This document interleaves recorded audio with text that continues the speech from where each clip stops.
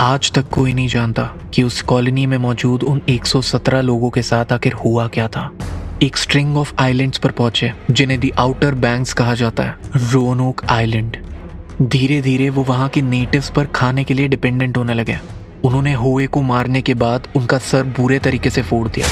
The English are no longer welcome in Roanoke. एक पेड़ पर CRO ये वर्ड्स लिखे हुए थे और दूसरे पेड़ पर क्रोटोन लिखा हुआ था। उन्हें ना तो कोई बैटल के साइंस मिले और ना ही कोई ह्यूमन बॉडीज, और ऐसे अमेरिका का first and oldest missing case वापस एक मिस्ट्री बनकर रह गया।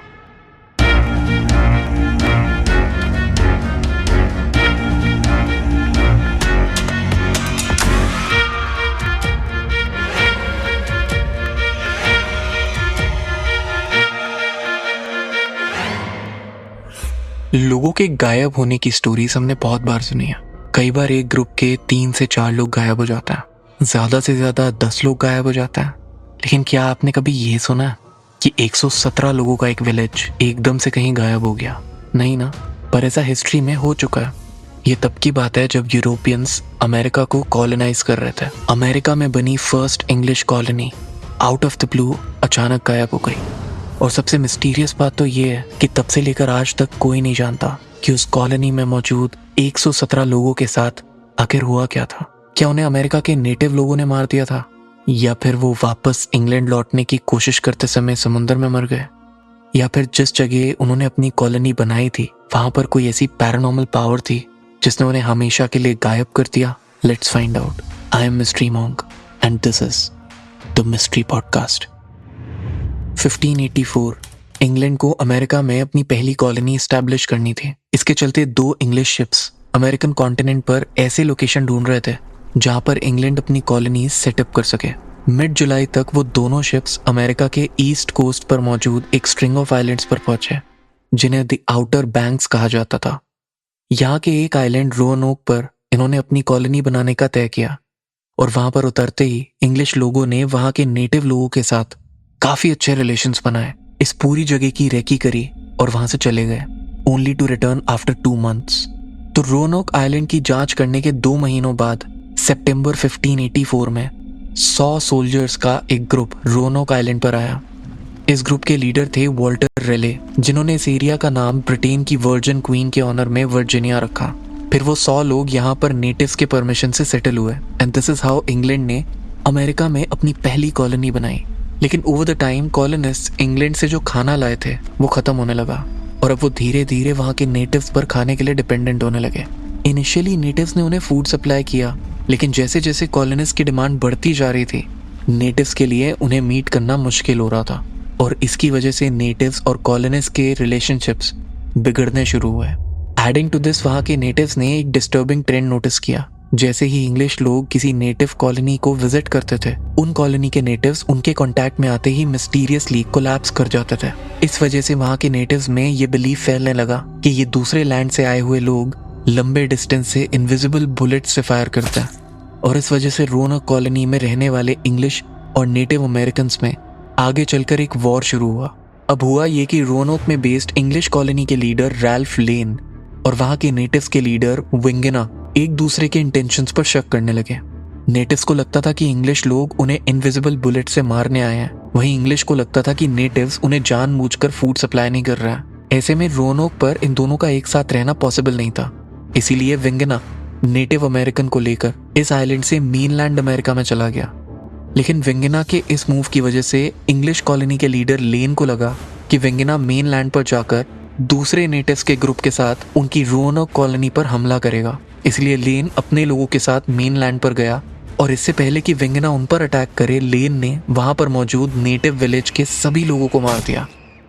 इस इंसिडेंट के 1 हफ्ते बाद स्केर्सिटी ऑफ फूड और लोकल के साथ हो रहे रेगुलर क्लैशेस की वजह से लेन ने अपने लोगों को लेकर वापस इंग्लैंड लाने का डिसीजन लिया। लेकिन इंग्लैंड के इस फेल्ड अटेम्प्ट ने एक और कॉलोनाइजेशन एक्सपीडिशन को इंस्पायर किया, एक ऐसी कॉलोनी जो हमेशा के लिए गायब होने वाली थी। तो वॉल्टर रेले और रैल्फ लेन के फेल्ड एफर्ट्स के बाद भी एक इंग्लिशमैन जॉन वाइट को यह यकीन था कि इंग्लैंड अमेरिकन कॉन्टिनेंट पर अपनी कॉलोनी बसा सकता, बस जरूरत है तो एक चेंज्ड अप्रोच की। वाइट ने रेले को एक और वॉयज के लिए मनाया, लेकिन इस बार कॉलोनी में सिर्फ सोल्जर्स नहीं बल्कि विमेन और चिल्ड्रन भी थे, इंक्लूडिंग वाइट की प्रेग्नेंट डॉटर एलेनोर। तो 1587 में 117 लोगों को लेकर जॉन वाइट अमेरिका के लिए निकल पड़े। लेकिन इस बार कॉलोनी बनाने के लिए रोanoke आइलैंड को छोड़कर एक दूसरा स्पॉट चुना गया। And this was quite obvious, क्योंकि लास्ट टाइम जब इंग्लिश लोग रोanoke आए थे तो उनमें और नेटिव्स के बीच में एक वॉर छिड़ गया था। इसीलिए उन्होंने रोanoke के नॉर्थ में चेसापीक बे नाम के एक स्पॉट को चुना, और अगर वो इसी जगह पर अपनी कॉलोनी बनाते तो उनकी कॉलोनी कभी गायब ही नहीं होती।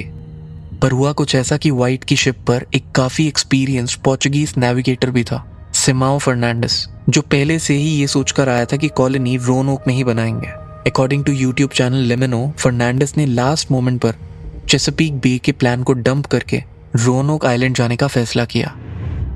As such, when Fernandez decided to ignore the plan about Chesapeake Bay and instead simply dumped the colonists on Roanoke, White did nothing to challenge his decision. The rest of the crew quickly fell in line, and soon enough, everyone disembarked for Roanoke. अब क्योंकि ship पर मौजूद सभी लोग फर्नांडिस को बहुत मानते थे, किसी ने भी उसके इस प्लान पर कोई ऑब्जेक्शन नहीं किया। एंड दिस इज हाउ वो सभी लोग ना चाहते हुए भी वापस रोanoke आइलैंड आ पहुंचे। यहाँ पर आने के कुछ दिनों बाद ही जॉर्ज होवे नाम के एक कॉलोनिस्ट पर वहाँ के नेटिव अमेरिकन्स ने अटैक किया और उन्हें 16 तीर मारकर ख़त्म कर दिया। बट वो नेटिव्स यहीं पर रुके नहीं, उन्होंने होवे को मारने के बाद उसका सर बुरे तरीके से फोड़ दिया। दिस वॉज अ मैसेज कि English are no longer welcome in Roanoke. इसका मतलब ये था कि अब वो कॉलोनिस्ट नेटिव लोगों पर किसी भी चीज़ के लिए डिपेंड नहीं कर सकते थे, और अगर वाकई में इंग्लैंड की इस कॉलोनी को सेल्फ सफिशिएंट होना था तो उन्हें और भी ज़्यादा फूड की ज़रूरत थी। इसीलिए यहाँ पर आने के 3 महीनों बाद जॉन वाइट अपनी बेटी और बाकी कॉलोनिस्ट को रोanoke में ही छोड़कर कॉलोनी के लिए और फूड सप्लाईज लाने इंग्लैंड लौट गए। लेकिन उन्हें ये नहीं पता था कि वो अपनी इस कॉलोनी को लास्ट टाइम देख रहे हैं, और इसके बाद ना तो ये कॉलोनी और ना ही इसके लोग कभी वापस दिखाई देंगे। जब वाइट इंग्लैंड पहुंचे तब इंग्लैंड स्पेन के साथ वॉर लड़ रही थी। उस मोमेंट पर क्वीन के ऑर्डर्स थे कि सभी शिप्स को वॉर के लिए इस्तेमाल किया जाएगा, इसीलिए वाइट को रेले से लाई हुई शिप को भी वॉर में देना पड़ा, और अगले 3 सालों तक वॉर की वजह से वो रोanoke आइलैंड पर वापस नहीं आ पाए। लेकिन 3 साल बाद जब वो वापस रोanoke कॉलोनी पर आए तो उन्हें इंग्लैंड से धुआं उठता हुआ नजर आया। According to Andrew Lawler, author of the lost colony of Roanoke, John White को वापस आने पर ऐसा कुछ नजर आया। In August of 1590, John White returns to Roanoke Island. They anchor offshore. And when they arrive, it's dark and it's too late for them to go ashore. But John White is happy because he sees a fire in the distance and he assumes that the settlers are there waiting for him. Maybe even have seen his ship and have lit a bonfire in order to guide him in. ये audio है history TV 18 के एक TV show unexplained files का। ना colony में से smoke आना एक अच्छा साइन होना चाहिए, क्योंकि इसका मतलब ये है कि वहां उस कॉलोनी में अभी भी लोग मौजूद हैं।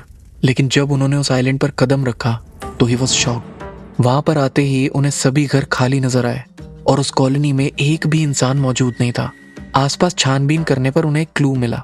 कॉलोनी के एक पेड़ पर CRO ये वर्ड्स लिखे हुए थे और दूसरे पेड़ पर क्रोटोन लिखा हुआ था। ये दोनों वर्ड्स भी आपको सेंसलेस लग रहे होंगे, लेकिन वाइट इन्हें पढ़कर तुरंत समझ गया कि वो कॉलोनिस्ट कहाँ गए होंगे।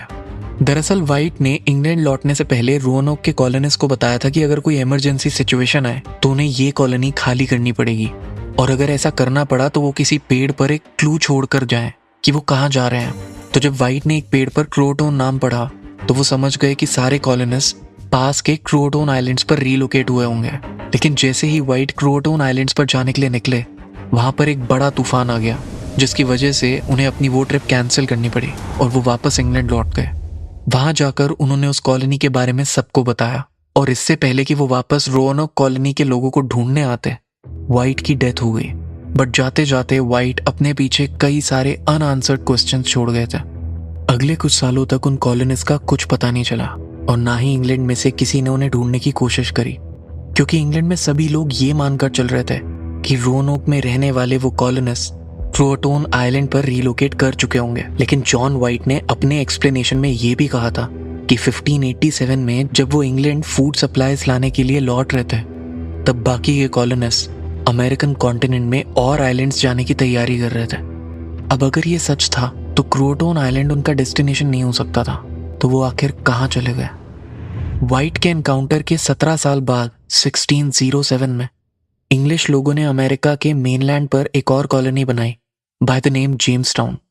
ये कॉलोनी नेटिव लोगों की एक बड़ी टेरिटरी पावहैटन के एज पर थी। एक दिन उन नेटिव पावहैटन लोगों ने जेम्सटाउन कॉलोनी के फ्यूचर गवर्नर जॉन स्मिथ को कैप्चर किया और उन्हें एक जगह के बारे में बताया जहां पर यूरोपियन क्लोथिंग में कुछ आदमी रह रहे थे। करीब 1 साल तक उन्हें बंदी रखने के बाद पावरटन लोगों ने स्मिथ को छोड़ दिया। उन्हें छोड़ने के बाद स्मिथ ने जेम्सटाउन आकर उस समय के वर्जीनिया और वहां के रोanoke कॉलोनी के लोग कहाँ होंगे इसका एक रफ मैप बनाया, बट उनके इन क्लेम्स को कभी किसी ने इन्वेस्टिगेट ही नहीं किया and thus it was a dead and. तभी सेम टाइम पर आए कुछ अनकन्फर्म्ड रिपोर्ट्स ये कह रहे थे कि रोanoke आइलैंड के कॉलोनिस्ट जब इनलैंड आने के लिए उस आइलैंड से निकले उससे पहले ही इन पावहैटन लोगों ने उन्हें मार दिया। बट इस थ्योरी के साथ प्रॉब्लम ये थी कि वाइट जब उस अबैंडन्ड रोanoke कॉलोनी में गए थे तो उन्हें ना ही कोई बैटल के साइंस और ना ही किसी ह्यूमन के बचे हुए बॉडीज मिली। दिस मेंट कि वहां पर कोई भी वॉर नहीं हुआ था और वो कॉलोनिस्ट अपनी मर्जी से यहाँ से गए थे। इन कॉलोनिस्ट के साथ क्या हुआ होगा इसका पहला सॉलिड क्लू मिला 1701 में, जब एक इंग्लिश एक्सप्लोरर जॉन लॉसन ने अमेरिका के एक और नेटिव ट्राइब द हैटरस से कॉन्टैक्ट एस्टैब्लिश किया। उन्होंने लॉसन को बताया कि उनके कुछ एंसेस्टर्स वाइट और पेल स्किन के थे, वो पढ़ना लिखना भी जानते थे और उनकी आंखें ग्रे थी। और इस ट्राइब के लेजेंड्स में एक घोस्ट शिप की कहानी भी थी जिन्हें वो वॉल्टर रेले की शिप कहते थे। यस, वही रेले जिन्होंने वाइट को रोanoke आइलैंड्स पर कॉलोनी बनाने के लिए अपनी शिप दी थी।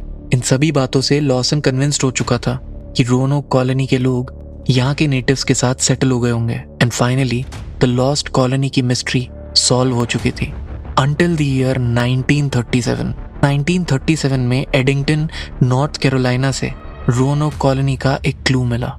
ये जगह ओरिजिनल रोanoke कॉलोनी साइट से 97 किलोमीटर दूर थी। तो होता ये है कि लेविस हैमंड नाम का एक आदमी एडिंगटन में हिकरी नट्स ढूंढ रहा था। तभी उसे वहां पर एक बड़ा सा पत्थर मिला जिसमें एक अलग ही लैंग्वेज में कुछ लिखा हुआ था। इसे वो एटलांटा की एमरी यूनिवर्सिटी के हिस्ट्री प्रोफेसर हेवुड पियर्स के पास लेकर गए। पियर्स ने जब उस रॉक को देखा तो वो समझ गया कि वो स्ट्रेंज लैंग्वेज ओल्ड इंग्लिश थी और इसे डिसाइफर करके ही फाउंड कि इस इंस्क्रिप्शन में ये लिखा था। On one side of the stone, Dare report the sad fate of her husband, Ananias Dare, and their 4-year-old daughter, Virginia. They apparently both die in the year 1591. ये audio है author of the lost book of Eleanor Dare Kimberly Brooke का। And जैसे कि आपने सुना, उस stone पर John white के लिए उसकी डॉटर एलेनोर ने एक मैसेज छोड़ा हुआ था कि उसका हस्बैंड और उसकी बेटी मर गए हैं। देन इसी स्टोन के बैक साइड पर उस कॉलोनी के बाकी मरे हुए लोगों का नाम और उनकी रेस्टिंग प्लेस के बारे में लिखा हुआ था। उसमें वाइट की डॉटर एलेनोर ने ये मेंशन किया था कि 117 में से सिर्फ 7 ही कॉलोनिस्ट बच गए हैं और जो मर गए हैं उनके ग्रेव पर उसने और भी मैसेजेस छोड़े हुए थे। ये सब पढ़कर उस हिस्ट्री प्रोफेसर पियर्स को उन स्टोन्स का इम्पोर्टेंट पता चला और उसने हैमंड से उन्हें खरीद लिया और वो एलेनोर के बाकी क्लूज को ढूंढने के लिए निकल पड़े। इनफैक्ट उसने बाकी के स्टोन्स पर $10,000 का प्राइस भी रखा था। इस प्राइस को अनाउंस करने के 1 साल के अंदर ही बिल एवरहार्ट नाम के एक आदमी को रोanoke कॉलोनी से रिलेटेड कुछ और स्टोन्स मिले जिन्हें वो हिस्ट्री प्रोफेसर पियर्स के पास लेकर गए। इन स्टोन एविडेंसेस को नाम मिला द डेयर स्टोन्स, जिसकी वजह से पियर्स ने द सैटरडे इवनिंग पोस्ट नाम के एक न्यूज़पेपर में अपनी फाइंडिंग्स को सबमिट किया।